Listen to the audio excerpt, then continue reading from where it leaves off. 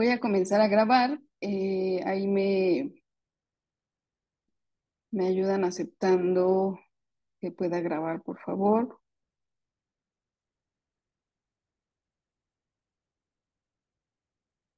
Entonces, ahí están viendo mi presentación. Creo que no, ¿verdad? A ver, denme un segundito.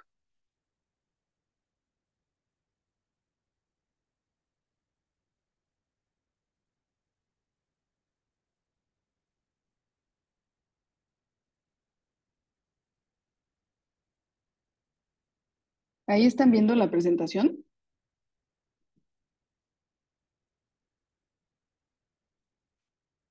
Ahí no sé si me escuchan. Sí, doctora. ¿Sí? Ah, ok. Entonces no están viendo como mi PowerPoint, más bien sí la presentación, ¿verdad?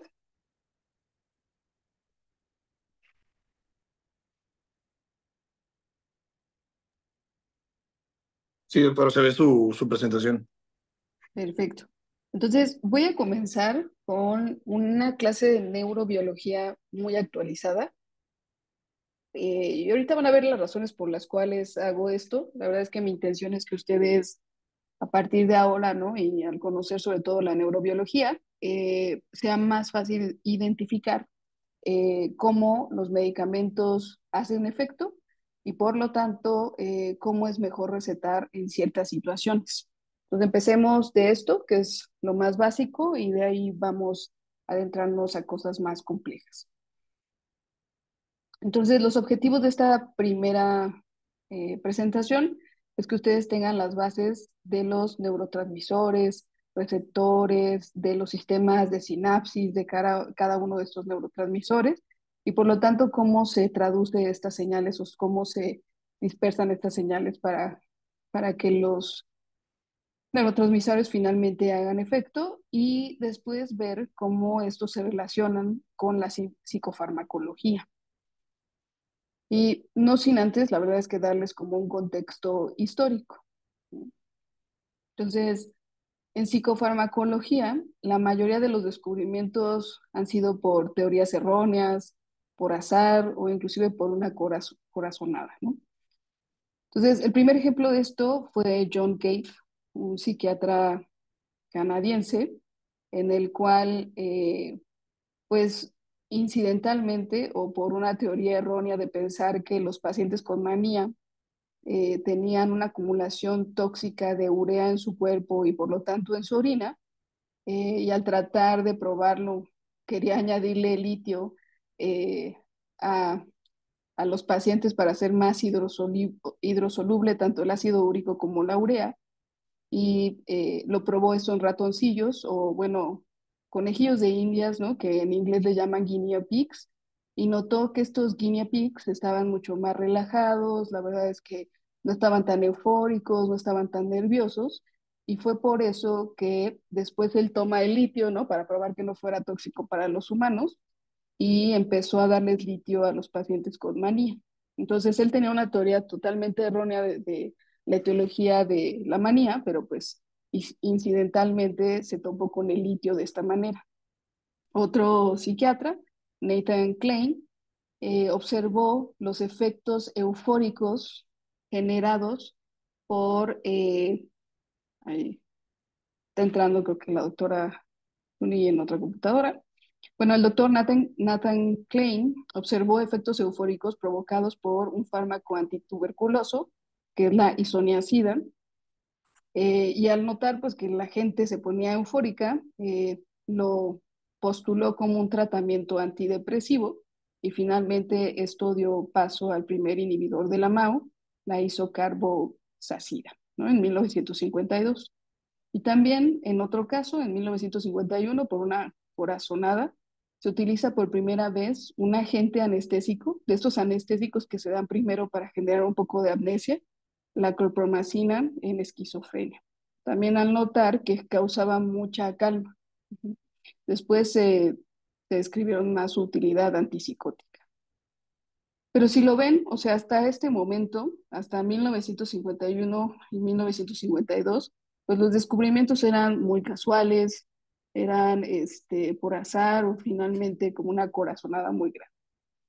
Pero ya en 1987 se descubre el mecanismo racional de, de la serotonina. Y es donde se plantea esta, pues sí, teoría de la serotoninérgica de la depresión, pero hasta 1987. Entonces podríamos decir, ¿no? O sea, yo tenía ahí 2 años de edad, ¿no? Y podríamos decir que es bastante moderno el que nosotros basemos en conocimientos de evidencia científica el desarrollo de medicamentos. Entonces, algo que quisiera yo que ustedes supieran justamente es que nosotros no tenemos psicofármacos que modifiquen los trastornos en salud mental o no modifiquen la enfermedad. Que sabemos nosotros que las enfermedades en salud mental o los trastornos de salud mental se generan por factores ambientales, factores genéticos que se juntan, factores epigenéticos que aparecen con nuevas generaciones, y eso da origen a la neuropatología. Esto afecta, por lo tanto, a nuestros neurotransmisores, receptores y nuestros circuitos neuronales que finalmente dan paso a una psicopatología. Entonces, aquí le estamos detallando justamente cómo se generan o cuál es la etiología, la fisiopatología y después la producción de manifestaciones clínicas. La fisiopatología entonces da la neuromodulación, que es que hace que trabaje bien o no trabaje bien todos estos procesos que acabo de describir. Entonces, nuestro tratamiento es multimodal. Aunque hoy vamos a estudiar mucho más sobre psicofarmacología y a lo largo de estos 3 días lo haremos así, no hay que olvidar que nuestros tratamientos otra vez no modifican la enfermedad, pero sí pueden intervenir, ¿no? Y nuestro tratamiento no solamente tiene que ver con psicofarmacología, sino también la modificación de factores ambientales modificables, ¿no? Como los hábitos o la prevención del uso inadecuado de drogas, por ejemplo, o las intervenciones psicosociales que más bien sí ya intervienen como tal en una psicopatología, como son el tipo distinto de terapias para, por ejemplo, tratamiento de algunos rasgos de trastornos de la personalidad. Si tienen alguna duda, me quieren detener en algún momento, por favor hagan.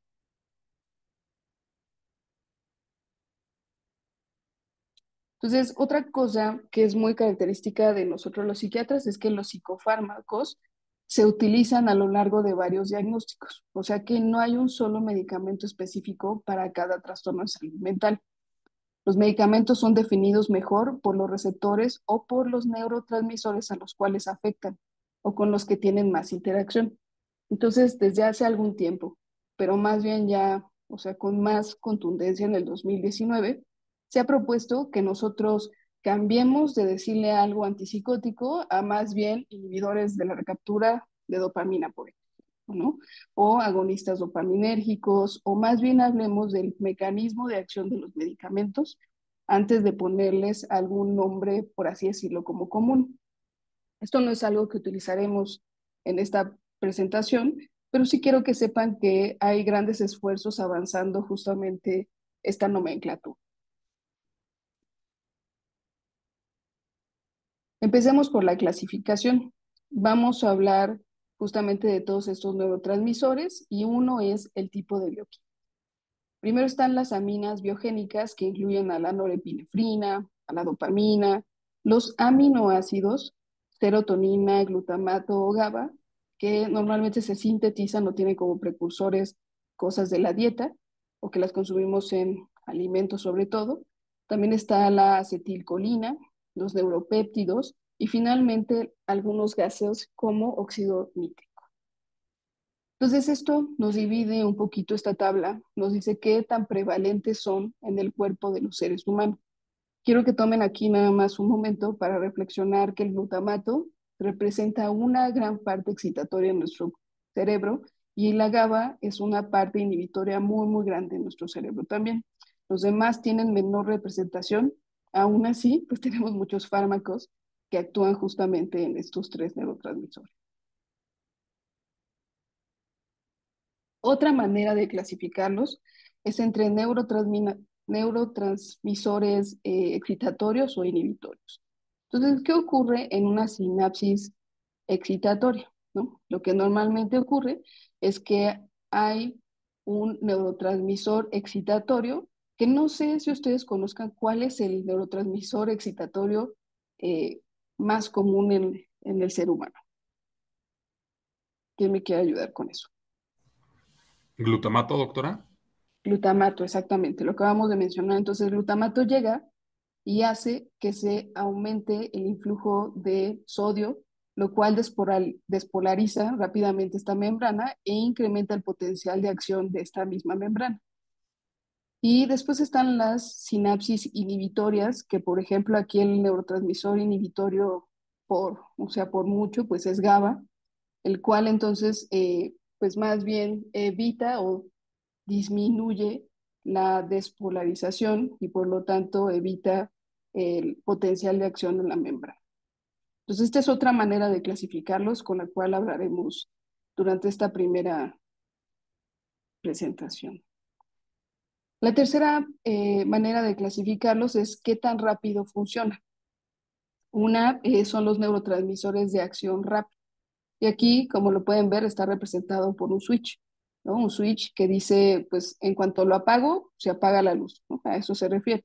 Y los neurotransmisores de acción lenta que está representado con un dimmer. Este entonces más bien es que disminuye lentamente cómo se apaga o cómo se prende alguna cadena sináptica o algún sistema sináptico.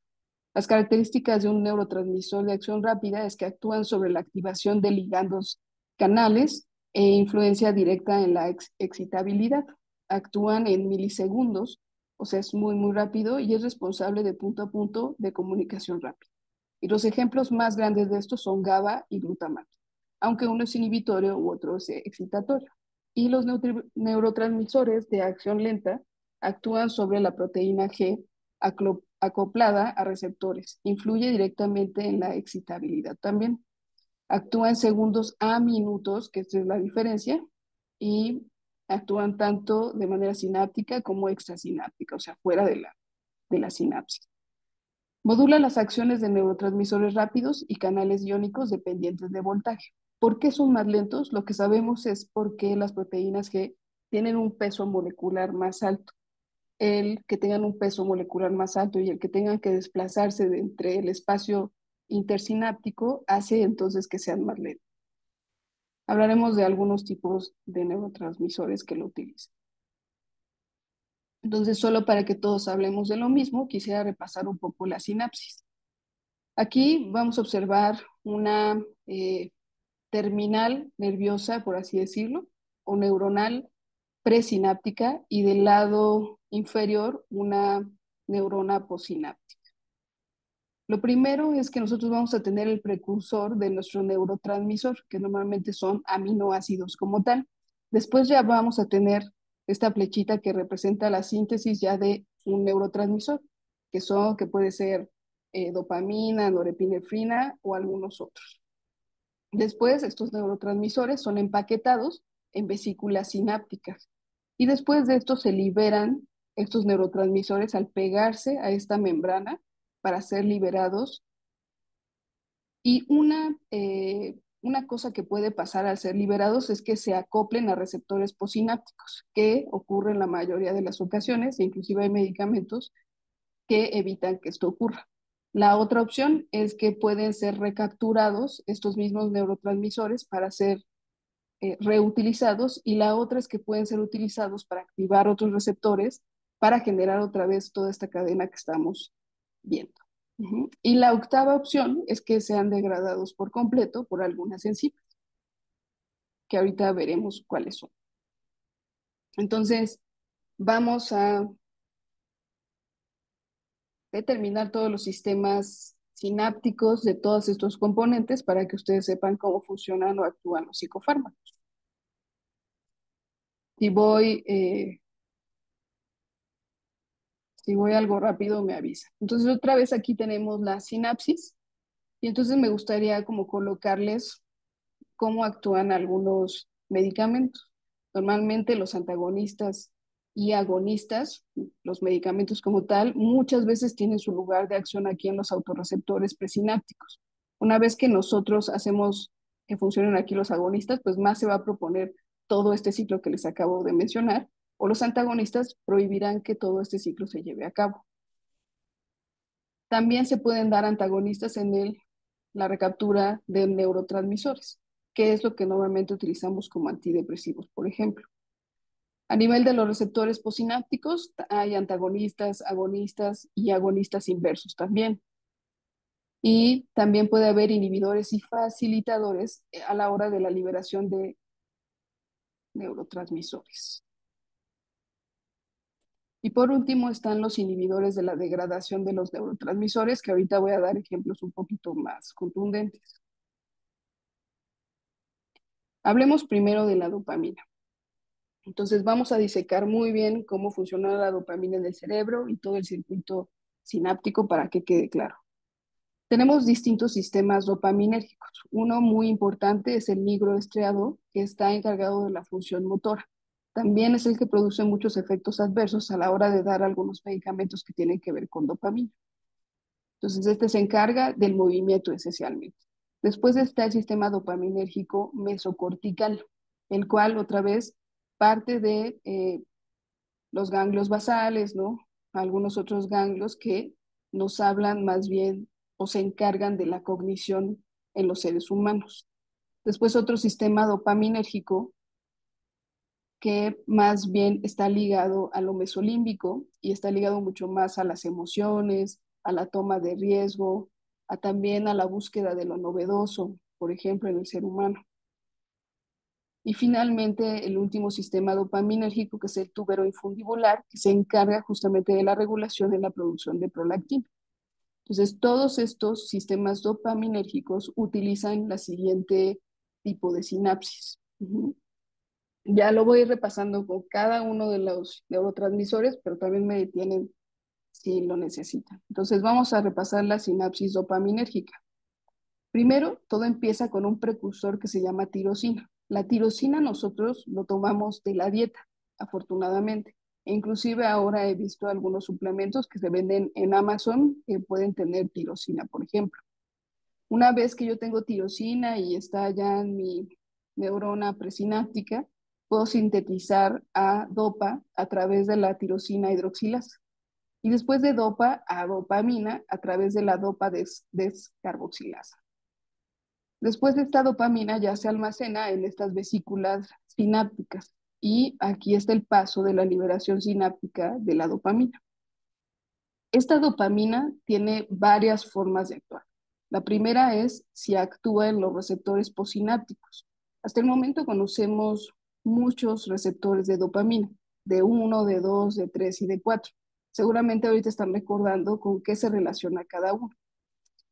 O también la dopamina puede ser recapturada aquí para la membrana como tal y para ser reutilizada en todo este proceso que acabamos de ver, o puede hacer efecto en los autorreceptores de dopamina también para regular todo este proceso. Y por último, puede ser degradada hacia ácido homovalínico por la catecolometiltransferasa, o también tiene otro procedimiento de degradación a través de la 3-M-tiramina monoamino oxidasa. Entonces, ahora veremos cómo esto interviene en la respuesta a los psicofármacos. Por ejemplo, si yo le doy a un paciente anfetaminas, va a inhibir o va a hacer que haya más liberación dopaminérgica en este punto. Más bien va a haber más liberación dopaminérgica. Por ejemplo, si yo le doy un inhibidor de la MAO, estoy tratando de inhibir este proceso para que haya menos degradación también de la dopamina. Si yo le doy un agonista dopaminérgico como bromicriptina, voy a hacer que en este punto el agonista haga las veces de estimular justamente a los receptores dopaminérgicos. Y si le doy antagonista de dopamina, por ejemplo el haloperidol, es en este punto donde va a hacer efecto el medicamento. También puedo dar inhibidores de la recaptura de dopamina, que va a ser en este punto en donde se va a afectar, o bueno, donde va a afectar el medicamento para hacer su efecto de inhibidor de recaptura de dopamina. Pasemos a serotonina ahora. La serotonina, el circuito o este sistema, comienza en los núcleos del RAFE y tiene muchas distribuciones a lo largo del cuerpo. Sus funciones principales tienen que ver con el ánimo, el sueño y el apetito. Y esta es como está la cadena de sinapsis serotoninérgica. Entonces aquí empezamos con otro precursor, con el triptófano. Entonces el triptófano también lo pueden encontrar no solo en la dieta, sino que también he visto algunos tipos de triptófano que ya venden en Amazon y ahorita lo voy a poner. Una vez que tenemos el triptófano, se tiene que convertir a hidroxitriptófano a través de la enzima triptófano hidroxilasa. Esto da paso entonces a que si haya una síntesis de triptófano a, bueno, triptófano hidroxilasa a serotonina como tal. 5-HT representa serotonina a través de la enzima descarboxilasa aromática. Uh-huh. Esto hace que la serotonina se pueda almacenar entonces en vesículas sinápticas y tenga varias formas de funcionar. La primera y la más obvia es que estimule a los receptores postsinápticos, que hasta el momento conocemos 7 receptores postsinápticos de serotonina, o que sea recapturada para ser utilizada otra vez en la neurona presináptica, o que también sirva para hacer efecto en los autorreceptores presinápticos para llevar a cabo todo este proceso también, o para downregulate o regular hacia la baja la producción justamente de serotonina. Entonces, y por último, ¿no? La serotonina que queda aquí como libre puede ser degradada por la monoaminoxidasa o también degradada por la COMT. Un poco ya se imaginarán hacia dónde voy, ¿no? Vamos a introducir ahora los medicamentos y dónde hacen su efecto. Como les comentaba, en Amazon ya es posible encontrar estas formulaciones de triptófano y que normalmente entonces van a suplir lo que normalmente haría la dieta o la síntesis del triptófano como tal. Otro lugar en donde intervienen algunos tratamientos es en la inhibición de la monoaminooxidasa, y otros tratamientos, obviamente los que más utilizamos en depresión, son los inhibidores de la recaptura de serotonina, que entonces intervienen justamente en este proceso. Continuando con el sistema colinérgico, aquí hay dos grupos importantes pues de circuito, ¿no? O de estos dos sistemas. Uno que es el pedúnculo pontino, que tiene que ver más con la excitación, con el arousal, como lo describen en Estados Unidos, o con el despertar, o, por ejemplo, con funciones de sueño efectivo. Y los otros que tienen que ver más con los núcleos basales, núcleo septal, el hipocampo, que en general se dedican mucho más a la memoria. Entonces, más o menos al describirlos así, pueden empezar a asociar qué medicamentos van a ser útiles en estos sistemas. Repasando otra vez la sinapsis colinérgica. El precursor aquí es la colina, que normalmente lo asocia a una acetilcolina, y eso hace que haya una síntesis de acetilcolina a través de la colina acetiltransferasa. Esta acetilcolina es la que ya se almacena en las vesículas sinápticas y por lo tanto puede hacer efecto en receptores posinápticos, aquí sí, muscarínicos o nicotínicos. Los muscarínicos trabajan a través del ligado a proteínas G, ya lo dijimos, entonces son receptores que trabajan muy lento, o pueden ser asociados, o pueden estimular, perdón, a receptores nicotínicos, que son receptores muy rápidos. Uh-huh. También la otra opción es que se recapture la colina para ser utilizada en todo este proceso, o que se estimule sobre todo autorreceptores presinápticos muscarínicos que regulan justamente todo este proceso también. ¿Qué medicamentos entonces intervienen en este proceso? Los antagonistas de colinesterasa como donepezilo o ribastigmina, que justamente interactúan con este proceso para evitar que esto se siga produciendo. O también, por ejemplo, los agonistas nicotínicos como varenicline, que me parece que todavía no está en México, pero justamente se utiliza para la disminución del consumo de nicotina. Pero no sé, ¿ustedes lo utilizan? ¿O es algo más de Estados Unidos a lo mejor? No, doctora. ¿No? Ok. También están los antagonistas muscarínicos, como son la atropina o escopolamina, por ejemplo, por ejemplo, ¿no? Este, Vamos a pasar ahora a revisar el sistema de norepinefrina. Entonces, la norepinefrina sobre todo se origina en el locus ceruleus y pues tiene distribución a lo largo de todo el cerebro. Y las funciones principales de las que se encarga es del estado de ánimo, de también este sistema de excitación, del despertar o el arousal, como lo describen en Estados Unidos, y de la función autonómica. Repasemos cómo es la sinapsis de la norepinefrina. También tiene el mismo precursor que la dopamina. Acuérdense que es la tirosina. Esta la agarramos de la dieta, o como les digo, si hay algunos preparados en Amazon ya con tirosina.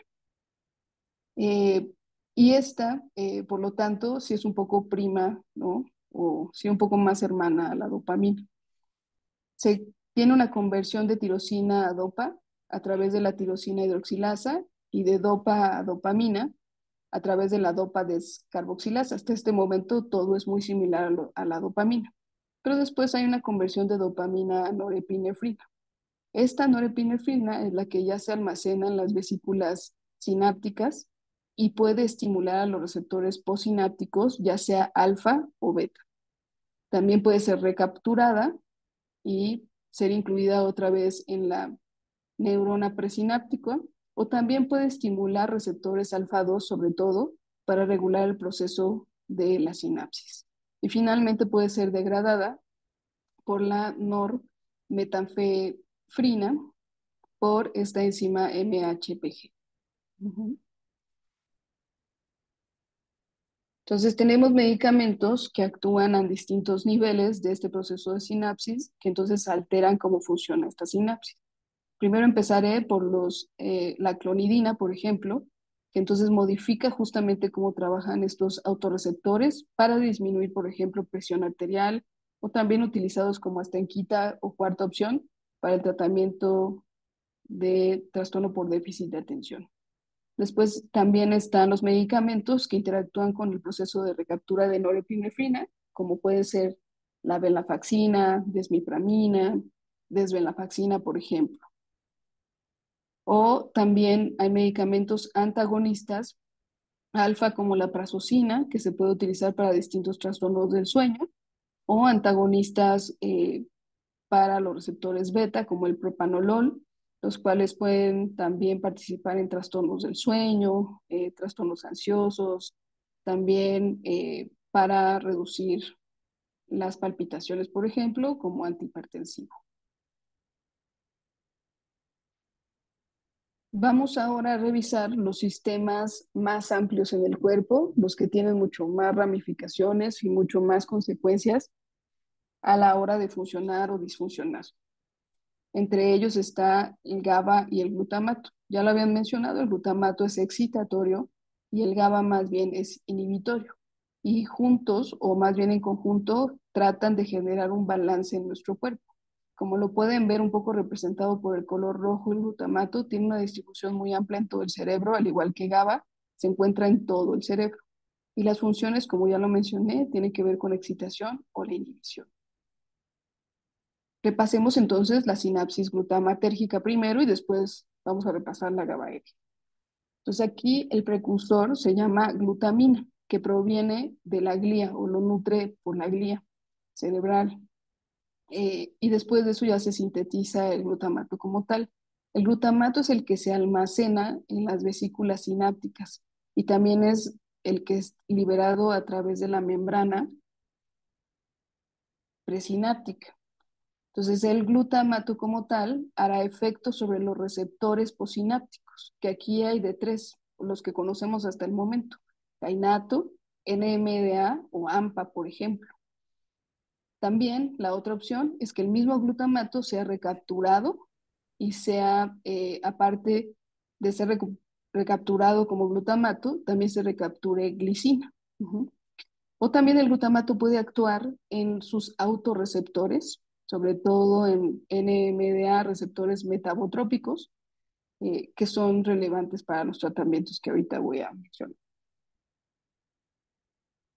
Entonces, aquí hay más tratamientos que pueden impactar en la sinapsis glutamatérgica, por ejemplo, los que actúan como inhibidores de la liberación de glutamato, como la memantina o la lamotrigina, por ejemplo. Los antagonistas de NMDA, como la ketamina y esketamina, que ahorita vamos a detallar un poquito más cómo funcionan estos. Entonces, estos van a hacer efecto más bien aquí en los receptores posinápticos y muy en particular en este NMDA. Los moduladores de AMPA, ampaquinas, que también no sé si ya los utilicen en México, pero estos más bien los utilizan para disminuir la adicción al alcohol. Ujú. Y también los agonistas NMDA como glicina y de cicloserina, que también van a actuar a este nivel. Después están los inhibidores de transportador de glicina, que ayuda a que haya mayor recaptura, más bien que ayuda a que haya menor recaptura de glutamato y de glicina. Perdón, me distraje aceptando a alguien más a la sesión. Entonces, vamos a repasar nada más cómo funciona la ketamina.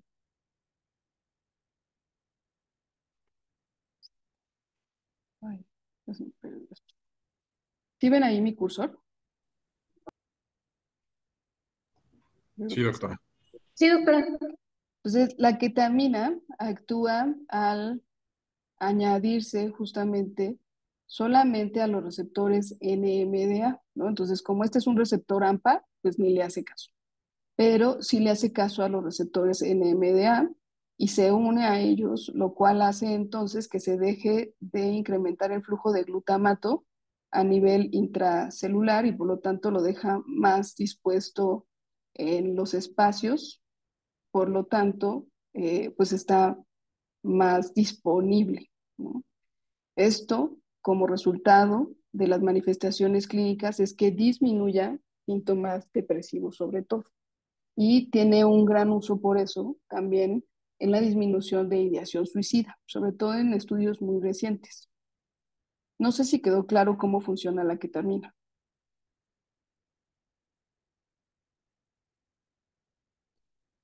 Y la otra cosa es que la esketamina, que es un medicamento más nuevo, se ha registrado que también tiene un efecto en kainato y también en los receptores opioides. Entonces, la verdad es que son medicamentos, sé que tienen varios mecanismos, pero quería que vieran sobre todo estos medicamentos que pues para el tratamiento de depresiones resistentes a tratamiento, pues tienen una gran posibilidad al generar cambios justamente en estos neurotransmisores que tienen mucha disponibilidad en nuestro cerebro.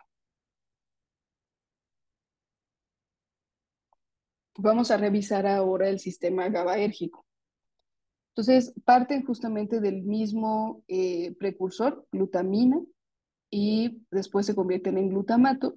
Finalmente, por un paso de una enzima, ya se convierte en GABA. GABA es el que se almacena entonces como vesículas y es que es el cual es liberado a través de la membrana presináptica y va a hacer su efecto en estos receptores sobre todo. Sobre algunos son receptores de benzodiazepinas, porque así se llaman. Hay algunos receptores beta, alfa y muchos otros, ¿no? La verdad es que son muchísimos receptores. Aquí están ejemplificados algunos que reaccionan tanto por proteína G como algunos otros que reaccionan como canales de iones. Normalmente esto hace que se libere o que se despolarice diferente o se inhiba la polarización de la célula posináptica y de ahí tiene su efecto. Y los medicamentos que intervienen sobre todo en estos receptores beta y alfa son las benzodiazepinas, o que también se les llama receptores benzodiazepínicos, barbitúricos, neuroesteroides como la pregnolona, que también tengo conocimiento de que no lo utilizamos tanto en México, anestésicos generales y finalmente aquí también tiene su acción el alcohol. Entonces, no todos estos son fármacos, ¿no? Lo entiendo, pero pues sí, para que sepan ustedes de dónde viene la acción también del alcohol. Por último, ¿no? En estos últimos minutos de esta primera presentación, quisiera tomarme un momento para explicar un poco qué circuitos están afectados en el insomnio, finalmente, y por qué algunos medicamentos tienen mayor afinidad justamente para el tratamiento del insomnio. El insomnio es un fenómeno complejo Y finalmente el sueño, por lo tanto, lo es.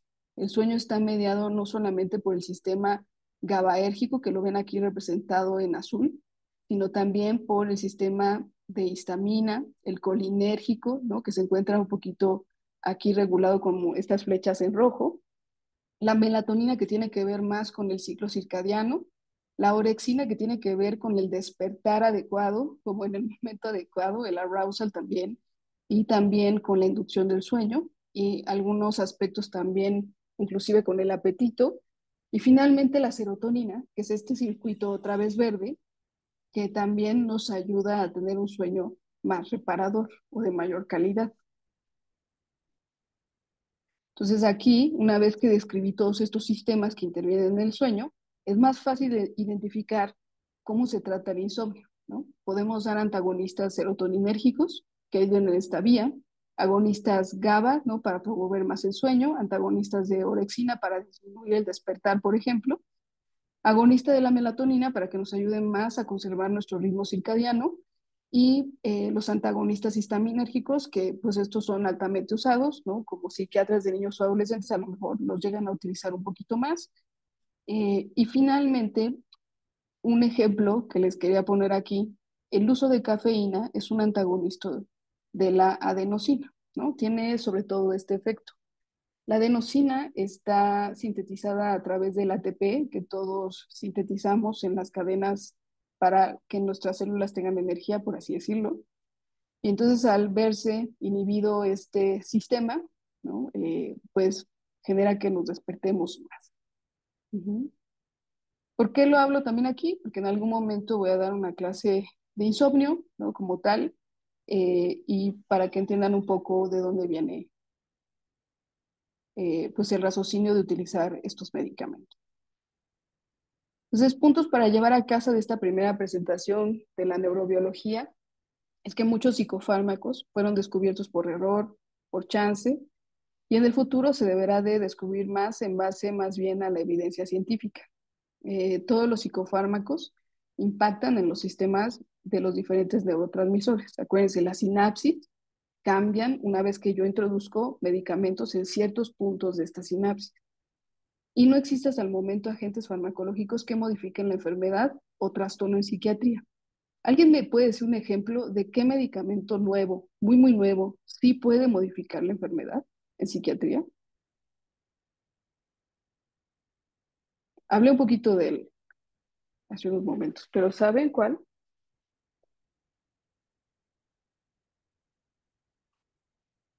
Bueno, la esquetamina, La- ¿no? Sí, Ay, perdón, iba a mencionar la ketamina. exacto, ¿no? La ketamina sí lo han logrado un poco comprobar, pero sí también la esquetamina es mucho más fuerte en eso.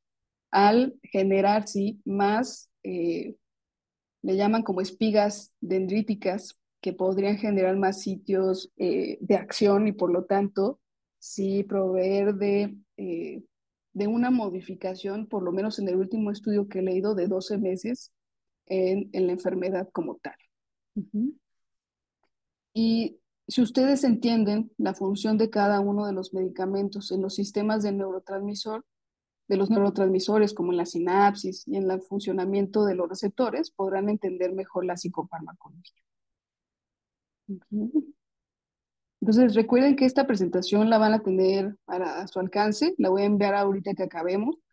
Es importante que la repasen si es que tienen duda de cómo funciona cada una de estas sinapsis para que recuerden cómo funcionan los medicamentos. Entonces, hoy, para empezar con las clases como un poco más duras o más importantes, y que sobre todo nos atañen mucho en otra cosa a la que me dedico, que es la farmacogenética, empecemos a hablar sobre el tratamiento de los episodios depresivos resistentes a tratamiento. Ujú. ¿Tienen alguna duda de la neurobiología? ¿Algo que me quieran comentar? ¿No? Va. Entonces, de todas maneras, como les digo, lo pueden repasar, me pueden preguntar después sin ningún problema.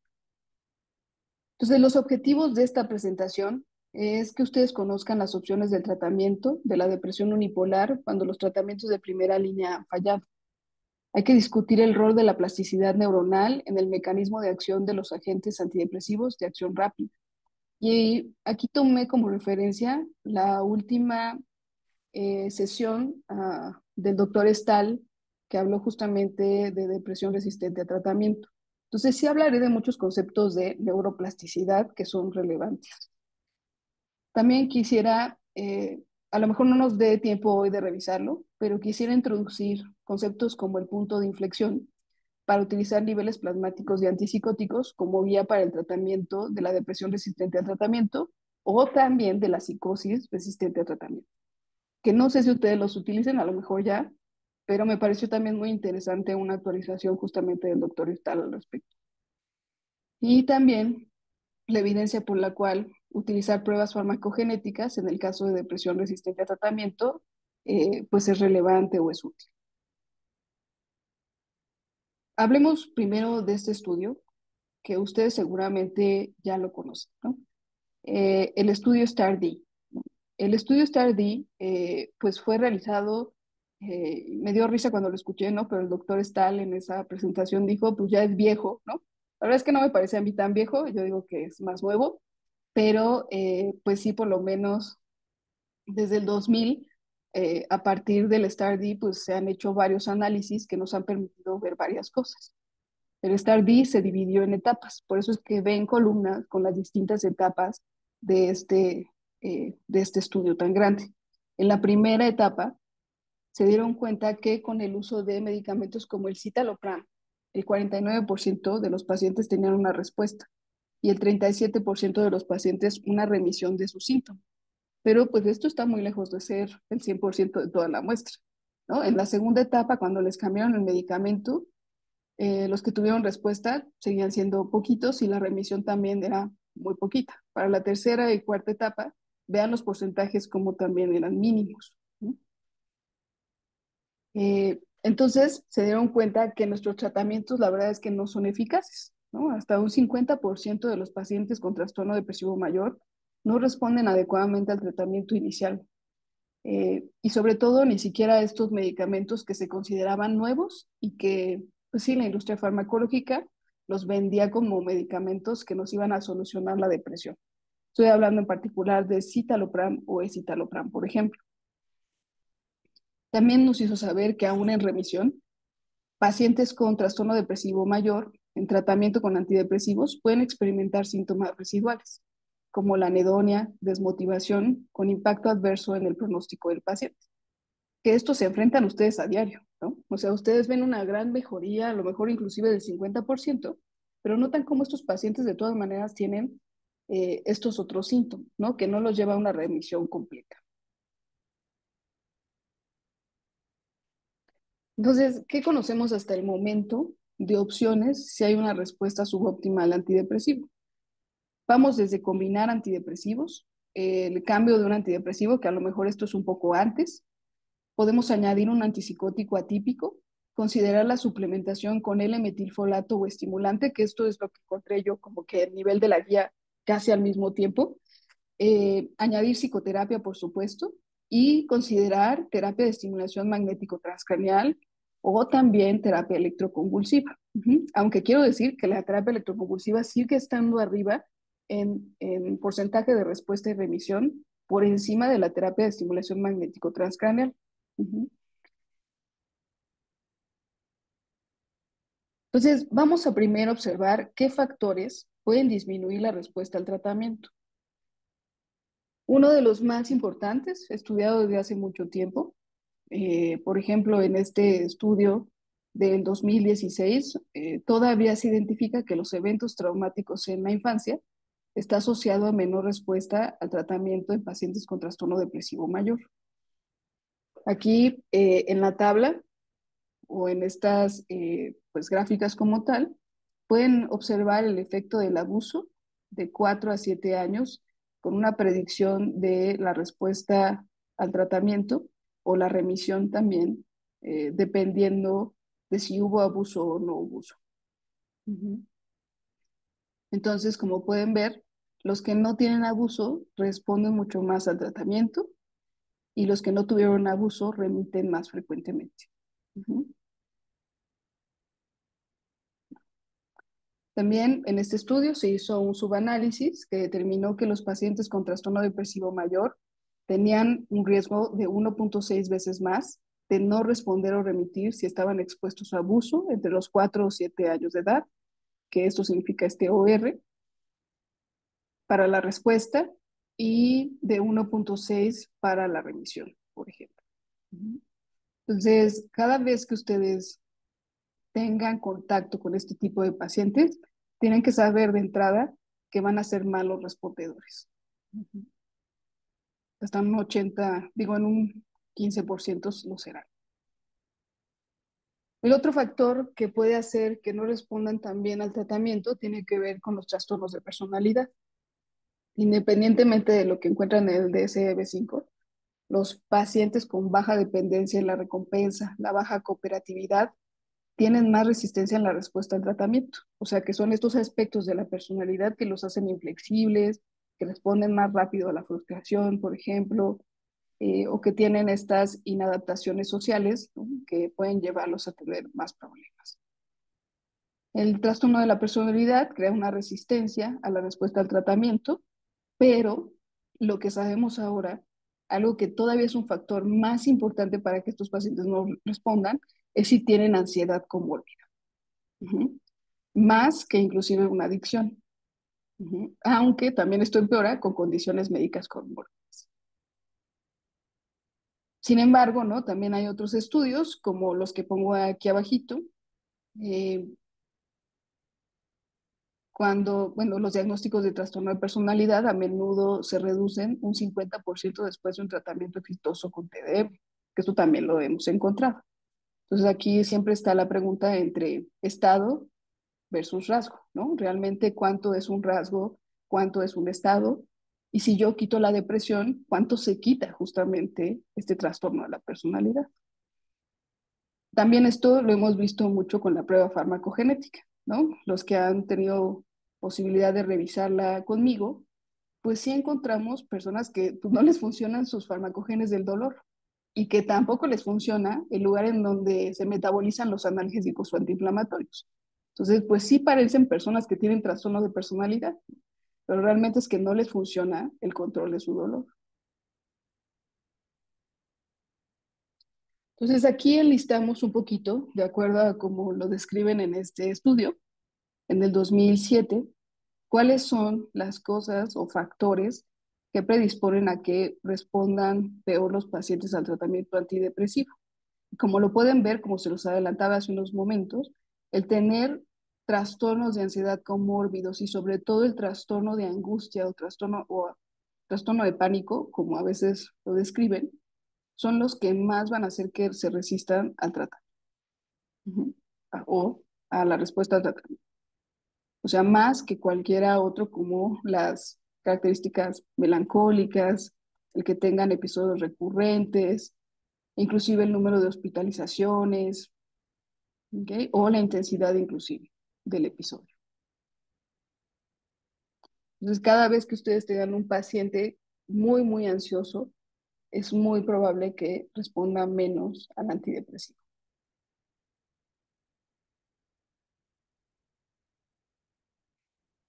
Aquí se pueden dar cuenta cuál es la respuesta de los pacientes que solamente tenían depresión contra los pacientes que tenían depresión más ansiedad. Los pacientes que tenían depresión con ansiedad están representados en las barras azules. Entonces, estos son los pacientes que pueden observar menor porcentaje de respuesta, comparados con los pacientes que solo tenían trastorno depresivo mayor. Inclusive por medicamento, ¿no? Con la sertralina respondían muy poco los que tienen trastorno depresivo mayor ansioso, con la venlafaxina igual.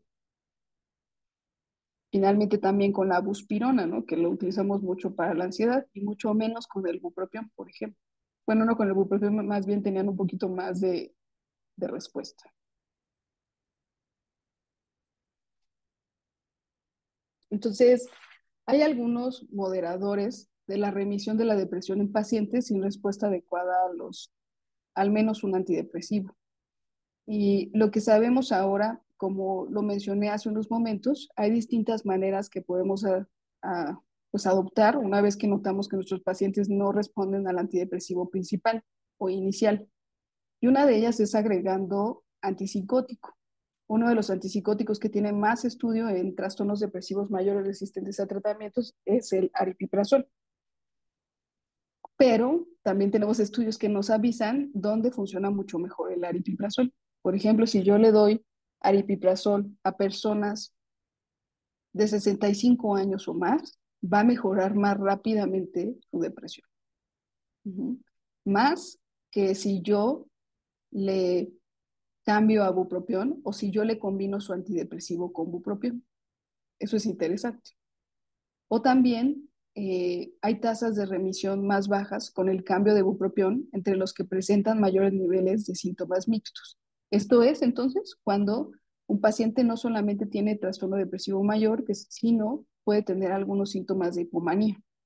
Entonces, estos pacientes, si tienen más síntomas mixtos de la depresión, van a responder medio a la combinación con el antidepresivo con bupropión o con el suplementarle o darle como medicamento adjunto el aripiprazol.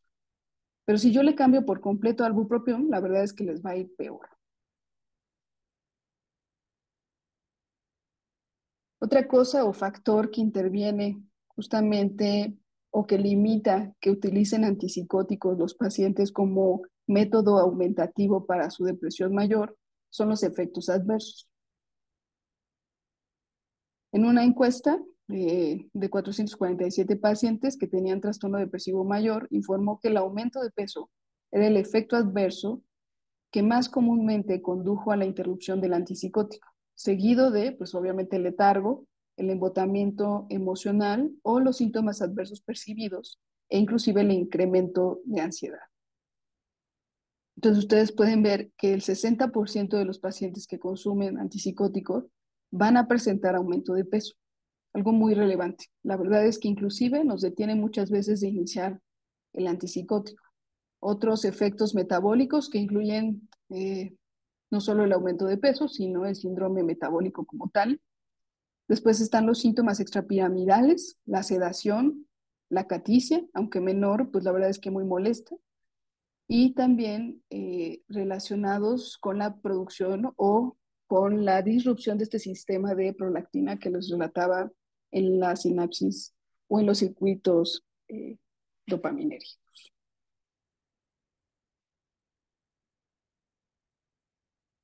Entonces, hablemos de qué hacemos entonces si estas medidas no funcionan. Hablemos justamente de estos agentes nuevos en el tratamiento de la depresión resistente al tratamiento. Es importante reconocer que hasta el momento estamos muy limitados y nuestros estudios otra vez nos llevan a sugerir o cambiamos el antidepresivo o le ponemos un antipsicótico o le ponemos o agregamos bupropión o le agregamos suplementación con L-metilfolato o algún estimulante.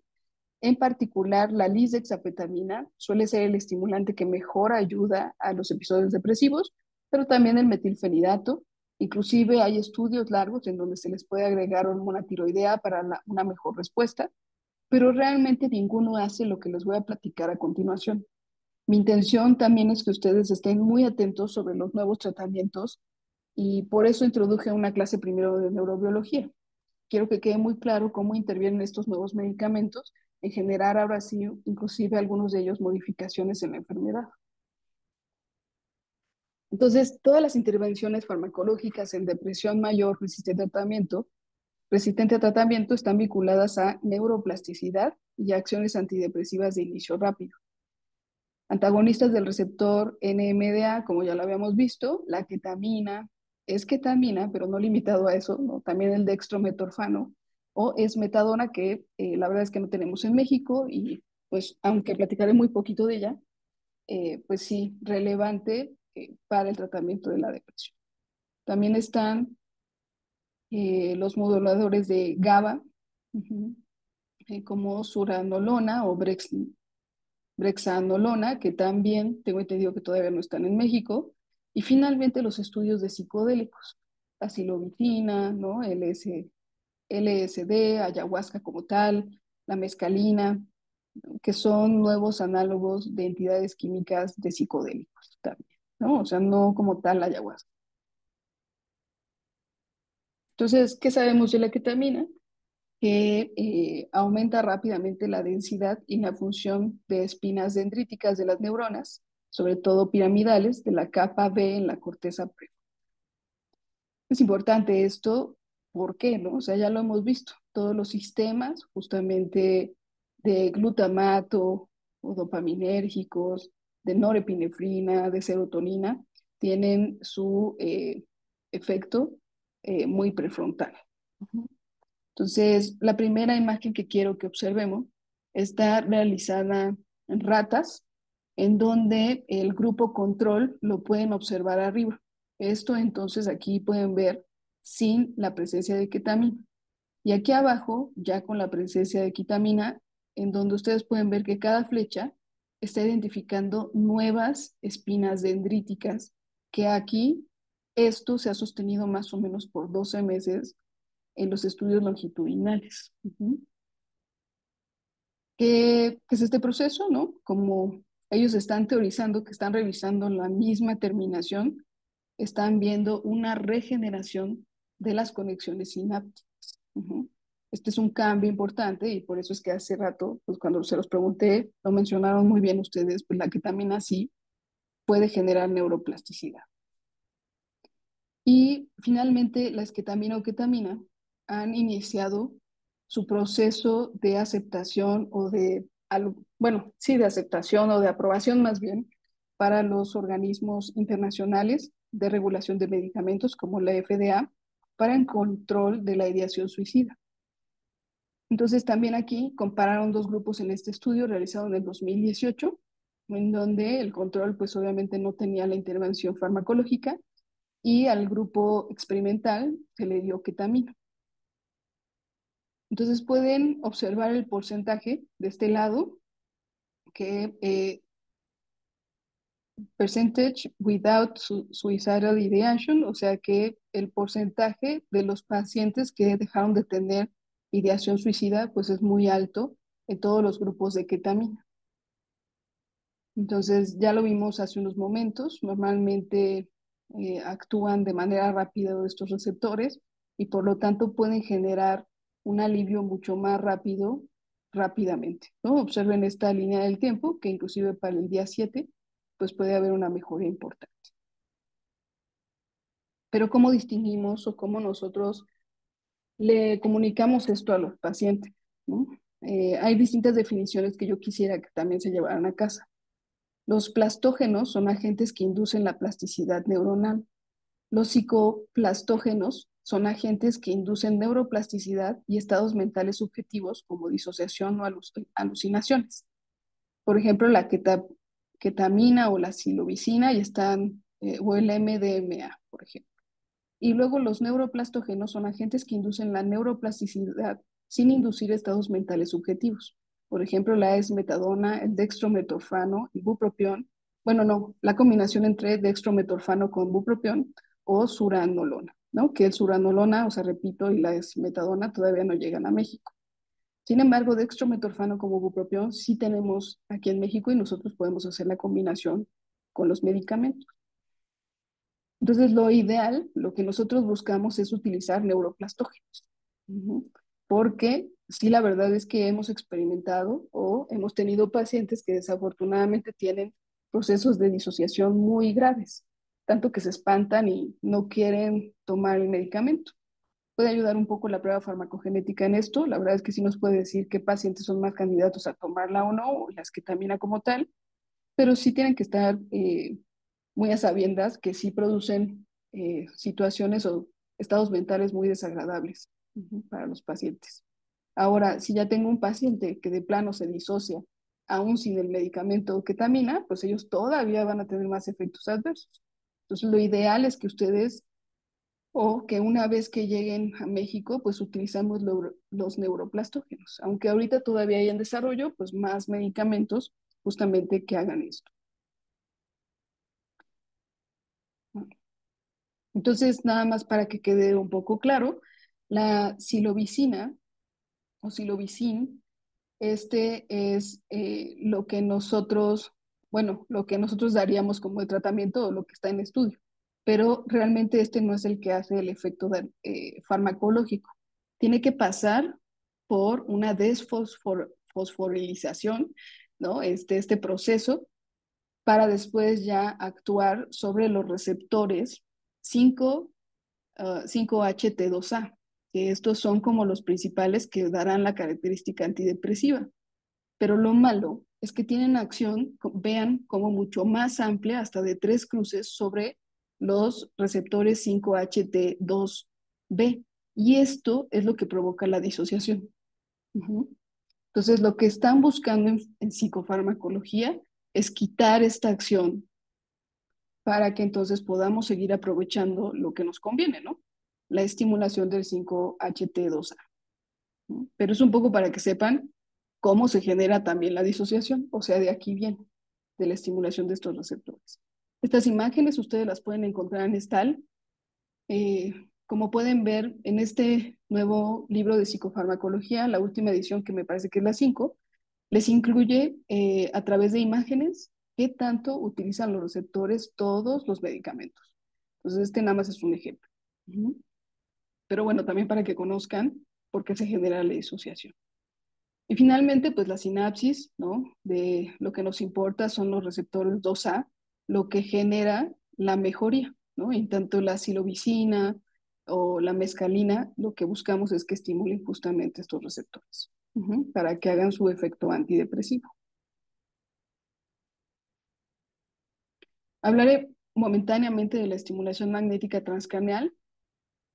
Sí, es necesario que ustedes inclusive lo consideren en momentos más arriba en el tratamiento. Hay que recordar que sí tiene efectos adversos, no tiene muchos, pero tiene efectos adversos, sobre todo en pacientes que tienen convulsiones. Hay que tener mucho cuidado. Pero fuera de eso, lo que quiero es que no utilicen la estimulación magnética transcranial como al último, ¿no? Ya después de que vieron que no respondió a 3 antidepresivos, más bien es que la suban un poco más en su algoritmo y que esto ayude justamente a la respuesta más contundente de la depresión, sobre todo si tengo un paciente que tiene un trastorno de personalidad o que sufrió abuso, como ya lo habíamos dicho. Entonces, estos dos factores me hacen que yo suba la estimulación magnética transcranial más arriba en mi algoritmo. Puede ser, puede ser especialmente útil en aquellos que no pueden tolerar efectos secundarios de los medicamentos, como ustedes ya lo sabían. Y también es que ahora existen algunas aplicaciones de esta estimulación que ya son guiadas por resonancia magnética. Antes la verdad es que los protocolos justamente de la estimulación no estaban tan bien definidos, ¿no? Estaban como más definidos en número de sesiones, pero no en localización de estimulación. Entonces, la verdad es que ahorita, con la resonancia magnética y sobre todo estos estudios de SPECT, ¿no? Que me deja ver qué áreas están mucho más activas y qué áreas a lo mejor necesitan más estimulación, también les pueden dar una mejor, como mapa de dónde estimular. Sin embargo, lo que ha mostrado mucho mayor mejoría en los pacientes muy, muy graves, me refiero a estos pacientes que de verdad no se pueden levantar de la cama, los que inclusive se dejan de alimentar, ¿no? Inclusive los que no tienen ya ideación suicida porque es tan crónica su depresión, ¿no? Que están todo el tiempo muy, muy deprimidos, con lo que más mejoran es con la estimulación del nervio vagal. ¿Qué impedimento tenemos? Sí necesita un procedimiento quirúrgico. No lo realizan en todos lugares de México, en donde sé que a veces lo realizan. Es en el Instituto Nacional de Neurología y tienen una mejoría posterior a varios meses del inicio del tratamiento, que esa es la otra cosa. También no notan una mejoría en los pacientes inmediatamente. Más o menos en los 2 últimos estudios que he leído sobre la estimulación vagal, que también sirve mucho en trastornos de conducta, ¿eh? O sea, no estoy diciendo que esto sea exclusivo para depresión, pero hablándolo aquí, tarda mucho tiempo en mejorar los pacientes, pero la verdad es que es muy contundente su mejoría. Inclusive los pacientes sí refieren una remisión de más del 80% de sus síntomas. Pacientes muy graves. Entonces, sí los vamos a dejar. No sería con lo que yo empezaría mi algoritmo, pero sé que ustedes lidian con pacientes muy deprimidos, ¿no? Y que tienen muchas comorbilidades también. Y hay pocos estudios que me dejen a mí comparar cómo funciona la estimulación del nervio vagal o la estimulación magnética transcraneal contra otros medicamentos o inclusive con la terapia electroconvulsiva. Entonces tampoco se dejen guiar por gente que te diga, no, es que es mejor, ¿no? Pues no sabemos. La verdad es que no lo sabemos, ¿no? Porque el TEC desafortunadamente no lo utilizamos tanto como lo deberíamos de utilizar. Ujú. A veces porque no se hace en todos los lugares, ¿no? A veces porque pues hay mucha estigma alrededor de la terapia electroconvulsiva también. Ujú. Y porque sí tiene efectos adversos, ¿no? O sea, sí hay amnesia, sí hay aletargamiento, hay otras cosas que hay que considerar.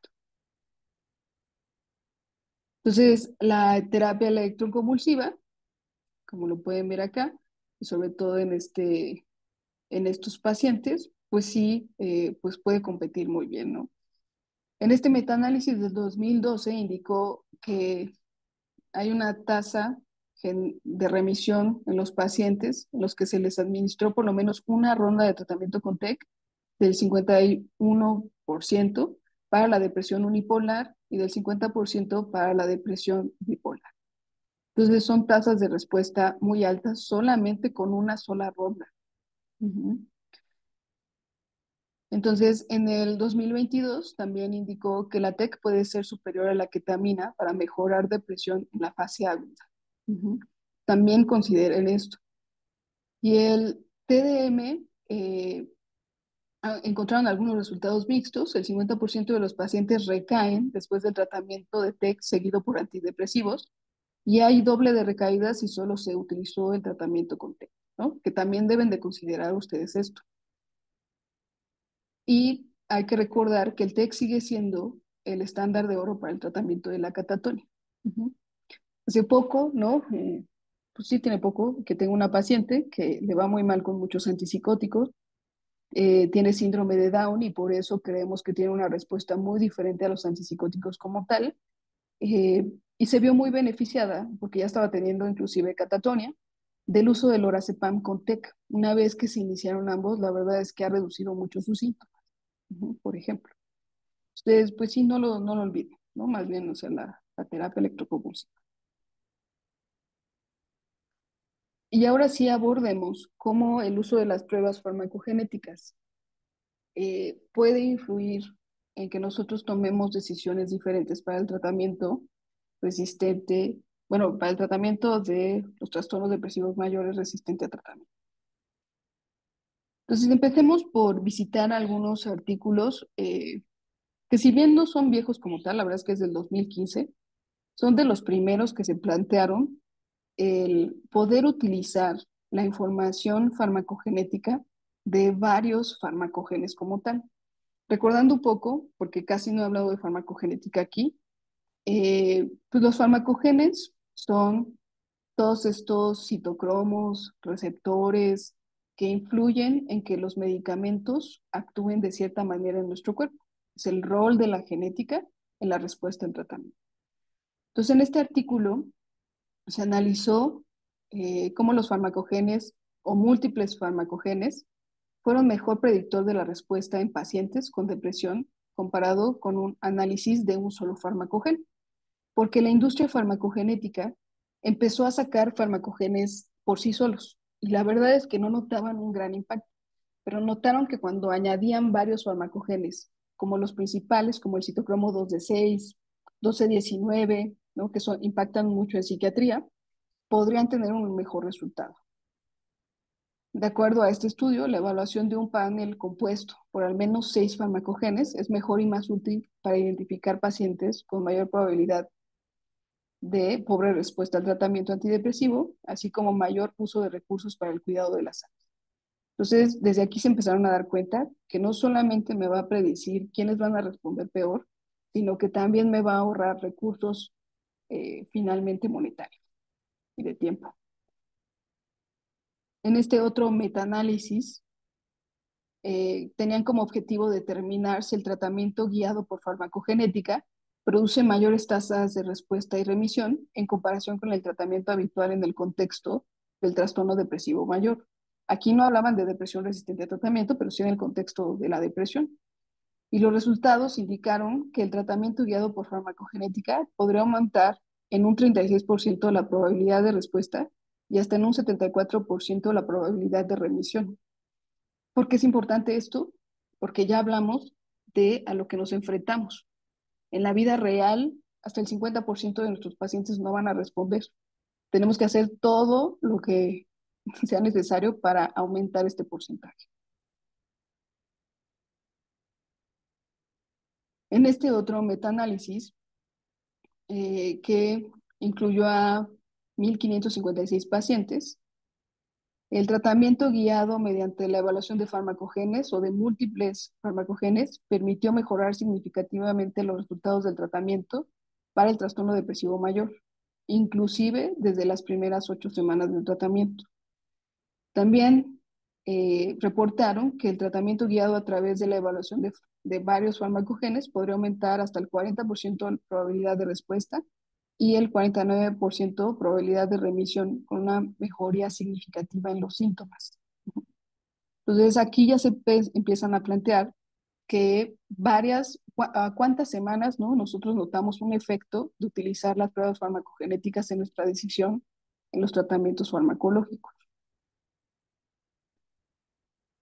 Y después vino este estudio Guided, que la verdad es muy emblemático para la psicofarmacología y también para la farmacogenética en el tratamiento de síntomas depresivos. El estudio Guided, que bueno, es un ensayo clínico aleatorizado, ciego a la maniobra, hecho en el 2019, incluyó a 1.500 pacientes.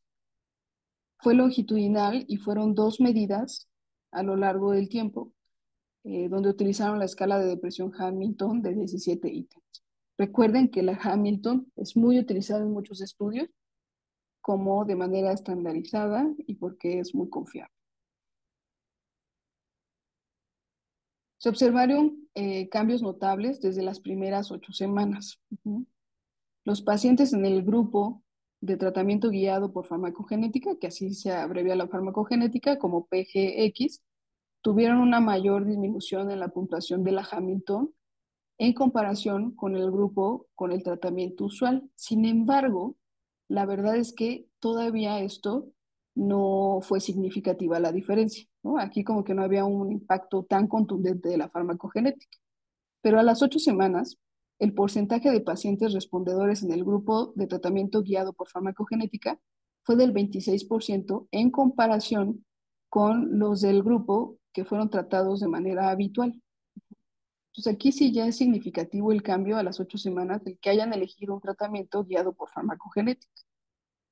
También a las 8 semanas se observó remisión en el trastorno hasta en un 15.3% en los pacientes en el brazo del estudio que era guiado por farmacogenética en comparación con los tratados de manera habitual. Tanto la respuesta como la remisión tienen un cambio significativo estadísticamente, o una diferencia más. A las 24 semanas, la disminución del puntaje de la escala del Hamilton, así como el porcentaje de pacientes respondedores, aumentó hasta un 40%. Lo que quiere decir que no se quedó limitado como lo que vieron a las 8 semanas. La mejoría siguió aumentando. La remisión mostró una tendencia similar durante el mismo periodo, con un 30% de pacientes en una remisión a las 24 semanas. Y aquí mostramos, ¿no?, o se muestra sobre todo en esto reportado, justamente esta remisión que les platico, ¿no? O el mejoramiento de los síntomas y aquí la respuesta y la remisión, dependiendo de las semanas, cómo fue aumentando. Después de esto, del estudio Guided, ¿no?, los canadienses dijeron, pues hay que replicar lo que encontraron en el estudio Guided. El estudio Guided tiene más su base en Estados Unidos, con algunos otros países como europeos. Los canadienses dijeron, pues nosotros queremos hacer un estudio igualito al Guided, pero con nuestra población. Tienen que saber que los canadienses incluyen las pruebas farmacogenéticas, ¿no?, que eso ayuda mucho en su sistema de salud. Entonces, realmente ellos tienen aparte una población mucho más amplia y más heterogénea, ¿no? Lo cual entonces no había limitación ni por raza ni por edades, sino como está incluido, la verdad es que se lo hacen a mucha gente, a quien ellos consideren necesario. Este es todavía más nuevo, este estudio en el 2022. Y este estudio, lo más padre de todo es que también incluyó una comparación con lo que encontraron los canadienses contra el estudio Guided. Entonces eso también lo vamos a revisar. El diseño del estudio es un ensayo clínico aleatorizado. Los médicos aquí no son ciegos al brazo de la intervención farmacogenética, porque era difícil mantener o sea, el que fueran ciegos a esta intervención. Y después hicieron la comparación de los dos ensayos clínicos aleatorizados. Me refiero al estudio canadiense y al estudio CAI. En esta población canadiense se encontraron que eran 276 pacientes, el 84% de ellos eran caucásicos y el 70% de los pacientes tenían depresión grave o muy grave, o sea, es una población muy enferma. En promedio su Hamilton-Den era de Hamilton, de 17 ítems, era de 21 puntos. El 22% de esta muestra no había tenido respuesta a un tratamiento y hasta el 20% no había tenido respuesta al tratamiento a más de 6 cambios de antidepresivo. Entonces, la verdad es que esto nos deja ver que es una población altamente enferma y altamente resistente a tratamiento. A la semana 8, ellos observaron mejoría en los síntomas, disminución del puntaje de la Hamilton de 17 ítems, de un 24% de los pacientes en el grupo de tratamiento guiado por farmacogenética, en comparación con un 22% de pacientes con mejoría de síntomas en el grupo con tratamiento usual. Es importante reconocer que la verdad es que aquí no hay una diferencia estadística, ¿no? ¿Qué quiere decir esto? ¿No? Una vez que nosotros le cambiamos el tratamiento, que escogieron diferente en Canadá, pues hasta el 22% mejoraron con un tratamiento habitual al principio del estudio. Sin embargo, después de algunas semanas hubo una diferencia, ¿no? En comparación con el abordaje habitual, el tratamiento guiado por farmacogenética dio el siguiente resultado. El 22%, de la muestra, hubo un 22% adicional en la mejoría de los síntomas de acuerdo al cambio en el puntaje de la Hamilton. El 33% más de pacientes con respuesta a un tratamiento y el 89% más respuesta a remisión. Esto es lo que más me interesa que ustedes vean, ¿no? O sea, estos pacientes, que eran una muestra de pacientes altamente enfermos, con alta resistencia a los tratamientos, hasta un 89% alcanzó una remisión justamente con el ajuste del tratamiento a través de farmacogenética. A la semana 24, los pacientes en el brazo del tratamiento guiado continuaron experimentando mayor mejoría y respuesta y remisión a los síntomas en comparaciones que siguieron un tratamiento habitual, por las guías o justamente por experiencia clínica. Cuando hicieron justamente el análisis del metaanálisis como tal, y empezaron a comparar el estudio Guided con el GAP, que es este que hizo Canadá, notaron o sugirieron que la mejoría de los síntomas fue significativamente mayor cuando los resultados de las pruebas farmacogenéticas combinatorias estuvieron disponibles para el médico. Las puntuaciones de la Hamilton-D disminuyeron un 3% adicional desde el inicio hasta la semana 8 o 10 para la atención guiada contra el tratamiento habitual. En cuanto a la respuesta a los tratamientos, sugiere que el brazo de atención guiada tuvo una mejoría relativa del 44% en la tasa de respuesta en comparación con el brazo de un tratamiento habitual. O sea, continúa siendo un factor protector en la utilización justamente de las pruebas farmacogenéticas. Y en la última comparación que hicieron entre estos dos estudios, sugiere que el brazo, en cuanto a la remisión, sugiere que el brazo de la atención guiada logró una mejoría relativa del 69% en remisión en comparación con los de tratamiento habitual, ¿no? Esto es muy relevante también. Y esta diferencia tienen que saber que es significativa. Por último, este estudio Bueno, esta es una revisión que fue presentada en ay, perdón, es que tengo que conectar mi computadora. Denme un segundito.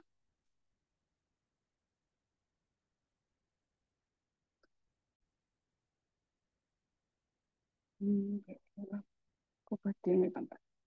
Entonces, me quedé presentándoles justamente esta revisión que fue presentada en el último Congreso Mundial de Psiquiatría, donde justamente plantean que para los pacientes con trastorno depresivo mayor resistente a tratamiento, es importante que se incluya en su evaluación una prueba farmacogenética. Entonces, todavía no lo proponen, ¿no? Como tal para que sea incluido en una depresión regular, inclusive en un primer episodio, pero es importante que reconozcamos que sí hay una diferencia en la respuesta o remisión una vez que los pacientes ya son resistentes a tratamiento. En este metaanálisis que se hizo por de ensayos clínicos aleatorizados con pacientes que primariamente habían tenido tratamientos y que eran resistentes al tratamiento por depresión. En 11 de estos 12 ensayos clínicos se encontró que la respuesta al tratamiento y la remisión fue favorecido en el grupo en donde se instauró la decisión de la decisión del medicamento a través de la farmacogenética en comparación con la toma de decisiones habitual, sobre todo cuando se tomó en cuenta cómo funciona el citocromo 2D6 y el 12-17. Entonces, es relevante, vean cómo el triangulito, perdón, el rombo, ¿no? O el diamante, que siempre nosotros tenemos que buscar en los metaanálisis, está después del uno, no está tan separado, esa es una verdad, o sea, es algo que hay que reconocerlo, tampoco es que sea tan amplio, pero sí es un factor protector, ¿no? Para la remisión. Y lo mismo se mantiene en la respuesta. Y esto es a través de la mayoría de los ensayos clínicos aleatorizados. Esto es como un promedio de todos los estudios, pero sí se encuentra hasta aquí. Ujú. Entonces, es importante reconocer.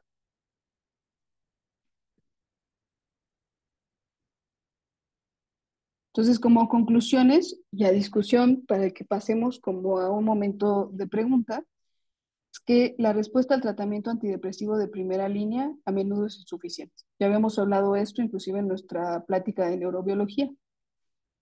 Eh, Están surgiendo múltiples opciones de tratamiento novedosas, ninguna en comparación con cada una o entre ellas, ¿no? También tienen que saberlo, ¿no?